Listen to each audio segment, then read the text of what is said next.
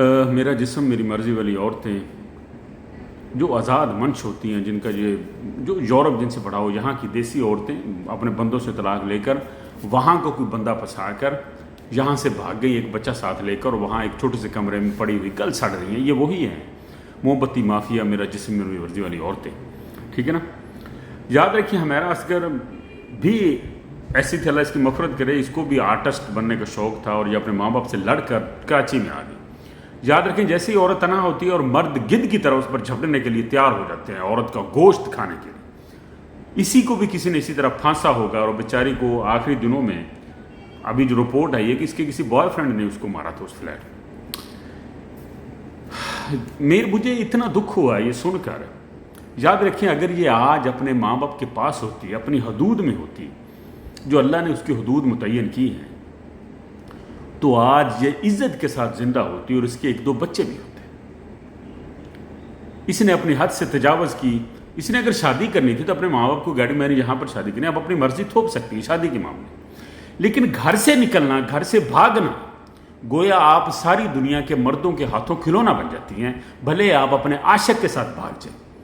میں ان لڑکیوں سے بھی مخاطب ہوں جو اپنے ماں باپ کو نیچا دکھا کر اپنے عاشق کے ساتھ بھاگ جاتی ہیں. ساری عمر وہ آپ اس شوہر کے تانے سن کر، بچوں کے، محلے والوں کے، پورے شہر کے، آپ گونگی بہری ہو جاتی ہیں. بالآخر آپ مر جاتی ہیں ڈپریشن میں جا کے. کبھی ایسا نہ کریں.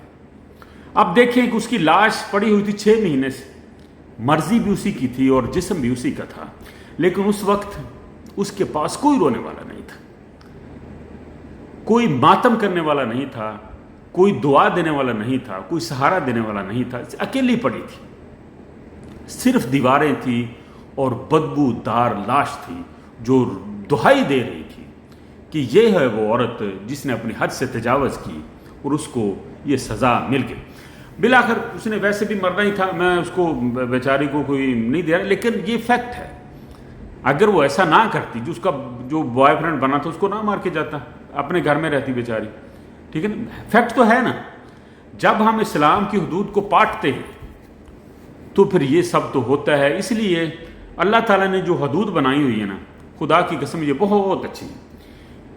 عورتیں جب فیمنزم کے فیون سے مدہوش ہو کر اپنے خاندان، بھائیوں سے، بہنوں سے، اپنے جو ماں سے جب دور ہو جاتی ہے نا، حتیٰ کہ اپنے رب سے بھی دور ہو جاتی ہے. جب انسان بڑھتا ہے نا تو پھر ہر چیز سے دور ہوتا جاتا ہے.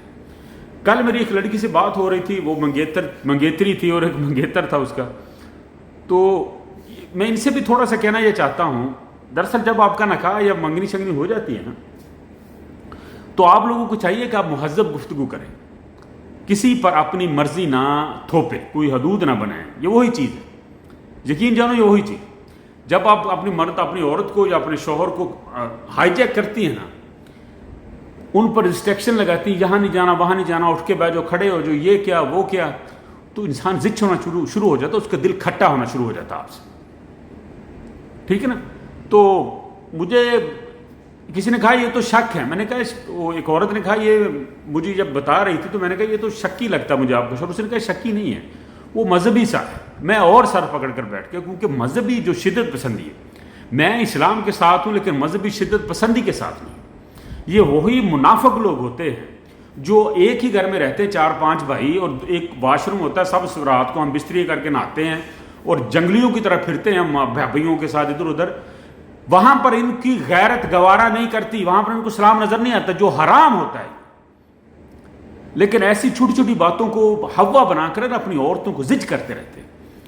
تو مجھے ان سے نفرت ہے جی، جو حد سے زیادہ مذہب کا سہارا لے کر عورتوں کو زد و کوب کرتے ہیں.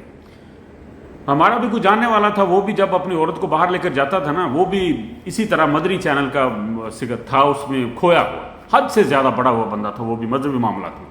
جب اپنی عورت کو گھر سے نکالتا تو اس کو سر سے پکڑ کر ایسے سر جھکا کے رکھتا تھا کہ تان منہ نہ چکے، جیسے کہ ڈھور ڈنگر نہ ہو.